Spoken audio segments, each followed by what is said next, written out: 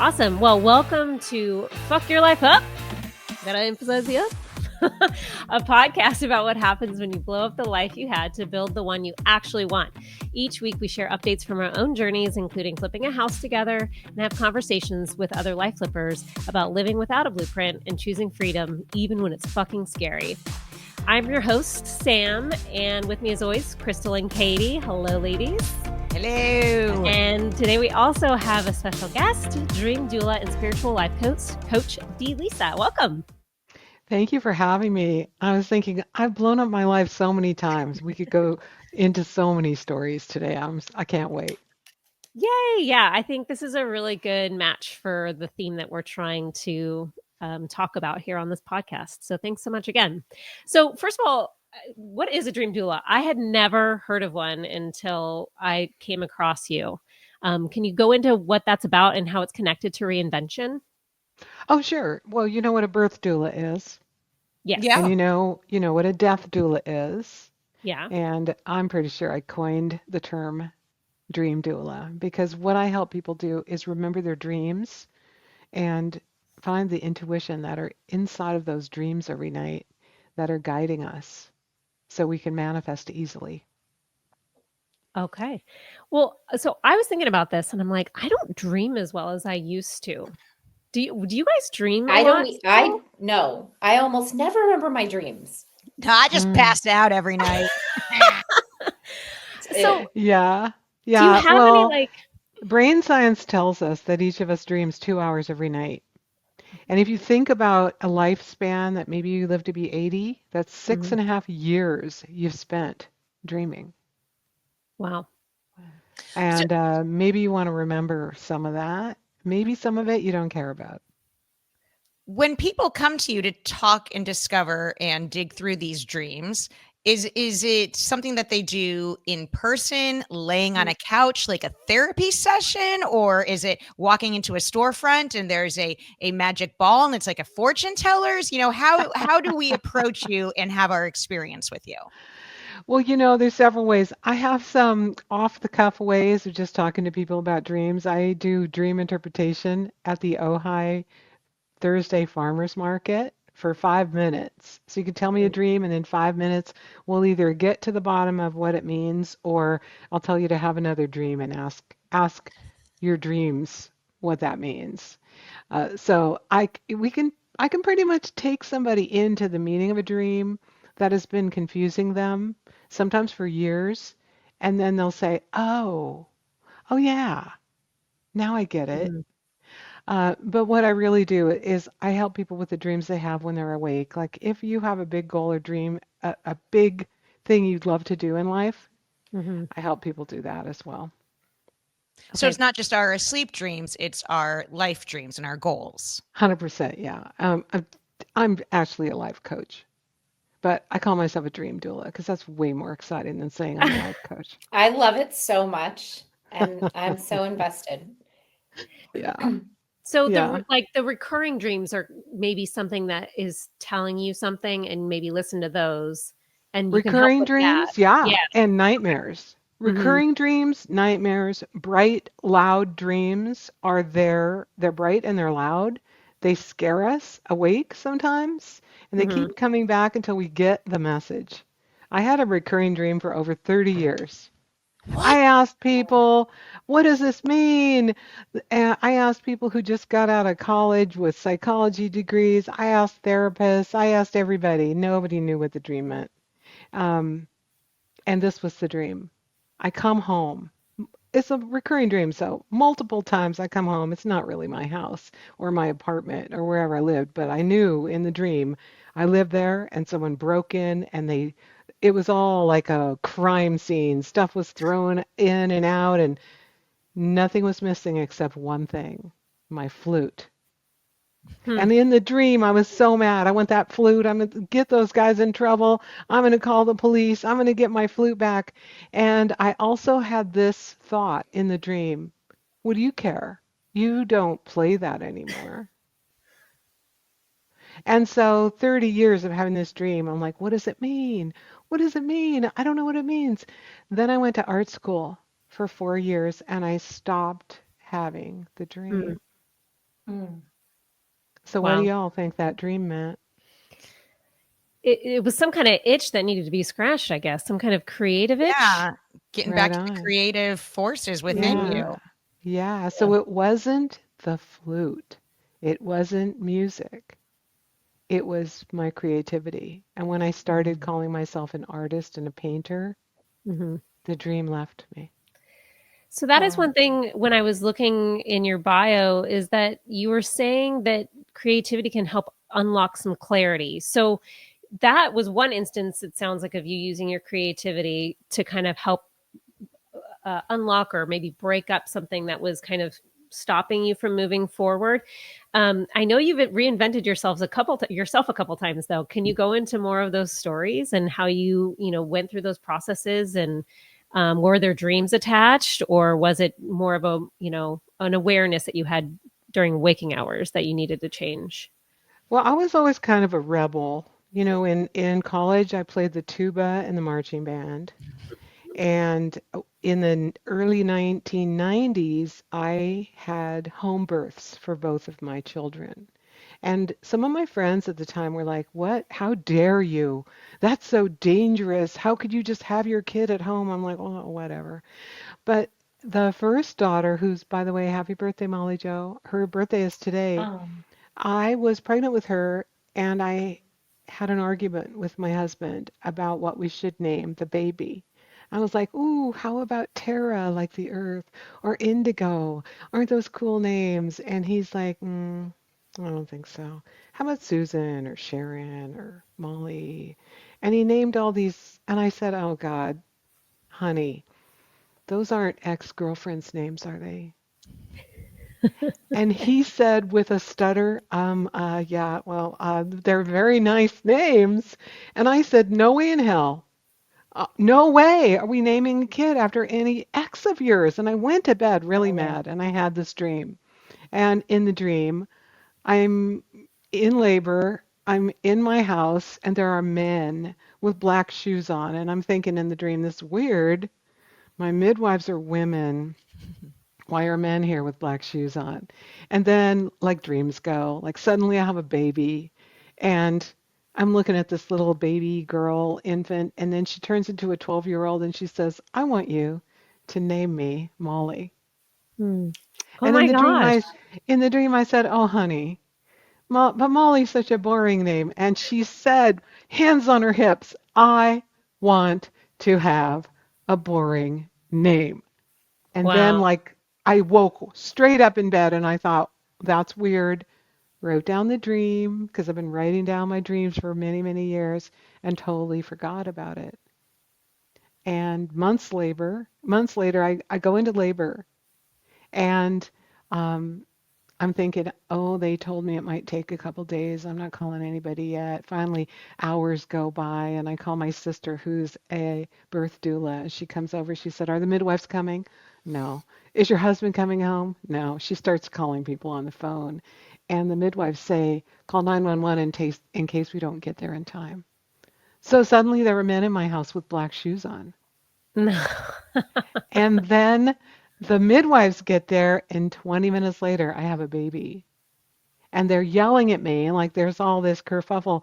"Talk to your baby, talk to your baby, talk to your baby." And I look down, and it's exactly the scene from my dream. No The way. little girl, the little baby looking at me, the dream. And so I said, "Hi, Molly." Yeah, we named her Molly. Oh Wow. my So, gosh. So sometimes strange. dreams are really shocking, unsurprising, and maybe they're telling you something that's going to happen in the future or what you should name your baby. Sometimes they're just entertainment. Okay. Yeah, I think Well, telling the I differences. think I got off topic there. What was Yeah, the that's question? okay. Well, I I don't care. I that love was it. I so can hear cool. you tell stories like that all day. Yeah. Okay. Crystal is definitely the one of us who like believes in a lot more of those kind of things that can Mm, happen. But I feel like the more I've gotten into it and like really listened to stories of these kinds of things happening, like I'm trying to keep myself open to it a little bit more. And maybe that kind of stuff will be more apparent to me. Is that fair? That like, I don't know, I'm just such a science minded person that like sometimes I block out those kinds of signs. The woo Oh woo. yeah. Yeah. The But woo woo. don't you agree, Samantha, that science and woo are having a collision right now? Yeah. Because Yes. science when I was a teenager, this is happening and that is happening. We weren't talking about quantum physics No. back then, and now they're like quantum in the quantum. Mhm. So I say to people, you know, when you just get this great idea out of the blue, Mm. where is the blue? Yeah. It's the quantum field. Some people call it the one mind or God or goddess or like the thing we can't really explain includes that dreaming state or how do we tap into our intuition? Like Hmm. if you're in the shower and you get this great idea, that's your intuition talking to you. You're Mhm. driving down the road and you're thinking, I want to go to this store instead of that store. I did that one day. I was late at night. I was thinking, no, you should not eat potato chips. Yes, I really want some potato chips. No, you should not eat. I'm having that argument with myself, and then I'm driving home from a function. It's about 10 or 10:30, and I live in this town where it's kind of quiet at night. There's only one store open till 11, so I'm like, I'm gonna Hmm. go into that store. I'm gonna buy potato chips. I'm feeling kind of bad about myself. All day long, though, I had been thinking about these two people that I wanted to do a function with. And I thought I should call them. What's their number? I should text them. What's their? I kept distracting myself, and all day long, even though I thought about them, I didn't call them or text them. So I go buy the potato chips. I walk out into the very sparsely parked parking lot. Next to my car, I hear, "Hey, D. Lisa, it's those two people I was thinking about all day long." Wow. And if you had gone to the other Parked, store, yeah. yeah, parked right next to my car in the parking lot. Wow. And so we had the conversation I've been thinking about all day long while I had potato chips in my bag. So everything was beautiful. I had my Wow. snack. I got to talk to them. I didn't know consciously if you go buy potato chips right now, you're going to see those people. Yeah. But So how some do we part of apply me, something like that to Hmm. real life? I mean, all day long, I could be like, "Ooh, I want a chocolate chip cookie. Should I go now?" Yeah. How do I apply this to real life and know, like, when is the time to follow those cravings, those urges, these intuitions, these lights, and how do we manifest it to even be bigger and bolder than just bumping into those people, but actually creating the next phase of our life? Can well, you you just answer have, my life problems for me real quick, please? yes, to follow your intuition uh, takes this kind of blind trust that the Hmm. universe is here for our good. Mm. And so if you have an idea, you could follow it. And at a certain point, you get to this, it's like it feels good to follow it and not resist it. Yeah. And you can practice with, should I go to this store or that store? Yeah. Small things. Or in a place that might rain more regularly than LA or Ojai, California, you'd say, oh, I was thinking I should take my umbrella, but I didn't. And then later on it rains and you're like, oh, I thought I should take my umbrella, but I didn't. I looked at the sky was blue and I didn't do it. And then later it rains. So when you start listening to your intuition, then I believe your higher self, your guides and angels gives you more, sprinkles What, down more of that intuition into your life. what do you I think? have a follow-up question. Go ahead, Sam. You go No, you're first. fine. No, go ahead. Well, I had a couple of thoughts. One, Lisa, I don't know how much Sam told you about her story, but Sam Sam had an intuition, and she ignored her intuition, and then the universe made her fall from a ladder. So I thought that was so funny because, I wonder, Sam, if you had been listening, if you'd been listening, Yeah. if you wouldn't have fallen, if the universe was like, you are not listening, Sam, like Yeah. you've got to make a change. I And thought that was so that funny. that it started to make me be a believer in not just rationalizing everything and going, well, we got to pay the bills and make money, and that, oh, okay, like the universe is Yeah. saying going in a different direction. So, what do you think mostly blocks people from listening to their intuition and making a change? It's not well, maybe science has studied this, but it's Hmm. not a scientific fact. You can't say it's a fact. I have this idea. Hmm. Mhm. It's very ethereal. Yeah, I don't know if you can measure it. Like today, I followed my intuition 10 times and I had a good day. And yesterday, I followed it 50 times and I had a bad day. I Hmm. don't know if you can actually do that, but I do know this, Crystal and Samantha, to the question, like, if you don't follow your intuition, does the universe kind of slam you? Sometimes. Um, I used to be a real estate broker for 35 years up in Seattle. And occasionally we would have a real estate safety awareness week. And someone from the police department or the federal government would come talk to us about how to be safe when we're meeting total strangers at vacant houses. Well, that's kind of a dumb idea in the first place, but it's apparently, if you're a real estate broker, it's high on the level of dangerous jobs Hmm. because they do get harmed. So this cop said something I will never forget. He said, every single time I've gone to a crime scene and there was a victim there, without exception, they all said to me, I knew I shouldn't have dot, dot, dot. I knew I shouldn't have gone in that room. I knew I Hmm. shouldn't have gone on that date. I knew I shouldn't have walked down that alley. They had an intuition to not do something right before they went into the thing that was a crime. Hmm. Every one of them didn't listen to their intuition and got into a bad situation.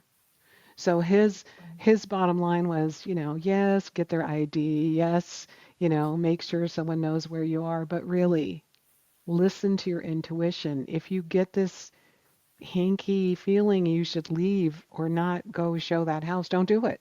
Hmm. Mhm. That's really good advice. It's really good advice. It's good to know that you can dial it up. Like that it's not like Hmm. your intuition is just what it is and it's a flat state that you can adjust it. Yeah. You just gotta listen. I don't know. Gotta is meditation something like what are there like are there tangible things that people can do to try to tap into it better, or is it just slowing down in general and Well, one thing you can get intuition when you're taking a shower.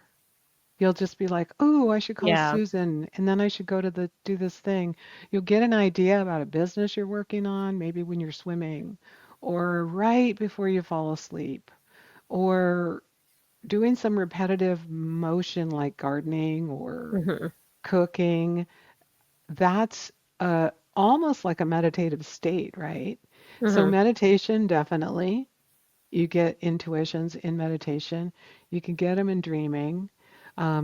If you don't remember your dreams, it's a little harder to pull them out of dreamland. There's this, I was just talking about this with someone yesterday. There's a state between being awake and asleep called the liminal state. And you can go into that state. In fact, brilliant minds did this, like Einstein, Salvador Dali, Thomas Edison. They would go into their workshops and they'd be working on some calculation or invention or painting, and they would fall asleep on purpose, sitting up in a chair. Um, Thomas Edison had ball bearings in his hands and buckets underneath, and he would sit in this comfortable chair and nod off. And as soon as the ball bearings fell out of his hands and clanged him awake, he would get his workbook out and start writing down what he was dreaming about. Wow. And many brilliant people get ideas in that state where they're not quite awake and they're not quite asleep. Dreams have brought famous books and music Yeah. into awareness. Like Paul McCartney wrote the song Yesterday and the song Let It Be from dreaming states. Um, the sewing machine, the modern sewing machine was seen. The idea for something, including a needle with a hole in it from the top and the bottom, Mhm. it was like many people were working on how to make the modern sewing machine at this time. And the guy who kind of cracked the code had a dream he was being killed by cannibals. So in this nightmare, he knew they were going to kill him and eat him, but he noticed that the spears that they were pointing at him had holes in the end, like a needle. So then when he woke up, he was like, I've got it, Eureka! I've got it figured out. We could do this and do that. And so who would think that a nightmare where you're going to get killed is going to be the invention catalyst for a new machine? Wow. How long do you marinate on an idea and an inspiration before necessarily moving forward with it? And I mean that in the context of all of us talking about effing our life up, right? So before making something that would be a big move, not just going to get the potato chips, right? And not just an idea that came in a dream, but maybe it's the idea in the dream and saying, I'm going to put my life savings into this needle idea. How long should someone think and contemplate before putting things in action and making the big, bold move that could F their life up or down? Oh, that's such a good question. And I think it depends on the person and the thing you're doing. Also, studies have shown that people who are successful make decisions quickly. Wow. So maybe just making the decision quickly That's is like ripping the Band-Aid off. I was Yeah. going to say that, ripping the Band-Aid off fast. Yeah, yeah. Well, I was told by a astrologer where good lines on the planet would be for me to move to.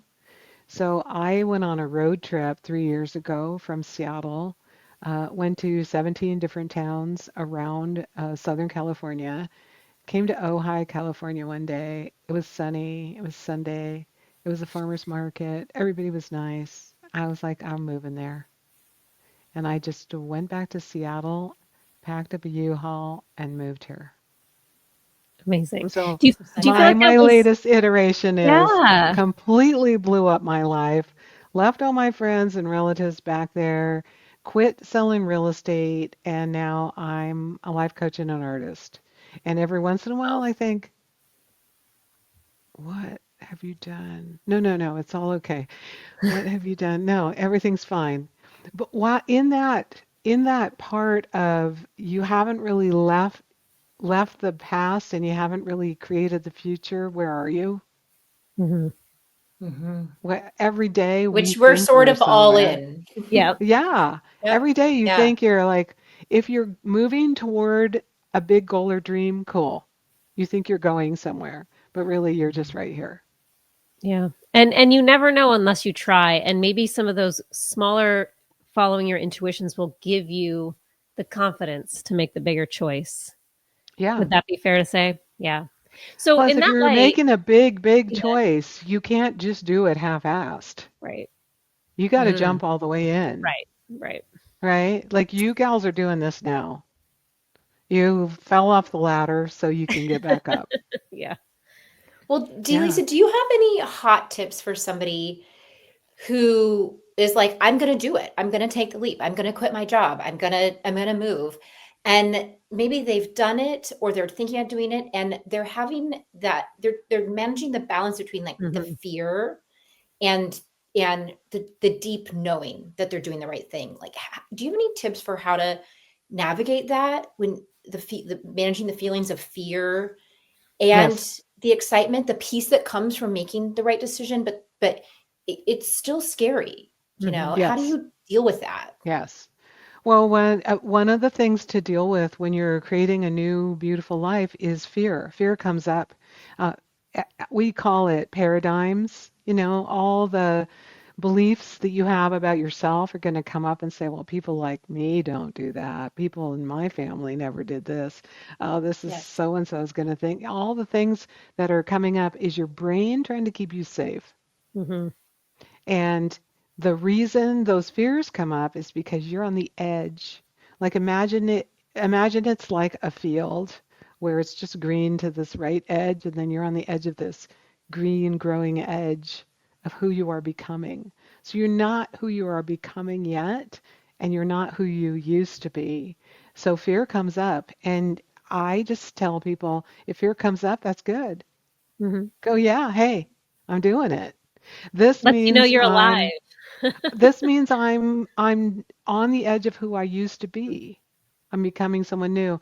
And for some people, the fear comes so loud and so frightening. It's like it's going to disable you. It's going to Mm. maybe you give you a stomach ache or a headache or a backache, and you might have to just take to your bed for a minute. If that is how much of fear is coming up, I tell people make an appointment with your fear. Say, hey, fear, I hear you. And on Thursday at 3 o'clock, let's talk. And then put an appointment in your calendar Thursday at 3 o'clock, talk to fear. And what happens is then you can stop just being afraid and being in that fear zone because you know what, a Thursday at 3, you're going to talk to fear. Oftentimes, Thursday at 3 comes and you don't need to talk to it anymore. Mm. But sometimes it's still there. It's like a big deal that's still swimming in the back of your mind. Then you Mhm. sit down and say, okay, well, what's the worst? Have a conversation with it as if it's a friend. What are I you love telling me? I love What that. am I looking at? Yeah. What's the worst thing that can happen? What? Kind of do your And pro con list at that time. yeah, yeah. Mhm. And that way it's not just keeping you stuck and not doing what you want to do. You've put it off for a couple days. Wow. Yeah. Well, I've learned a ton. There you have so much more to offer, and if anybody's listening and wants to have a free session with Lisa, she does offer 45-minute sessions to discuss just this, and you can get into the depth about any of the issues that you're trying to work through, any of the dreams that you're having. So you can go to coachingwithd.com. And then did you want to share any of your social media posts, or can they just find everything on your I'm website? uh, I'm everywhere at Okay, Lisa Dream Doula. So you can find me on amazing. TikTok, Instagram, Facebook, all the places. Amazing. And yeah, the podcast Spilling the Tea with D, which is delightful, by the way. It's now one of my subscribed ones, so I'm going to Oh, be sweet. listening. Yeah. Sweet. Thank you Awesome. for Thank having me today. It was so Yeah. fun. We're going to have to talk more because, yeah, we can talk about blowing up your life Oh all my the God. ways I've blown up mine, all the Yeah. ways. Will you come back, Lisa? I Yeah. could talk to you forever. I would love I have to. so many questions. I would This was love to. lovely. Awesome. Well, Thank that's all the you. time Thank we you have so for this much. episode. We'll see you on the next one. But until then, follow us on F Your Life Up podcast on all social media platforms and send us any questions to fyourlifeuppod@gmail.com. Thank you.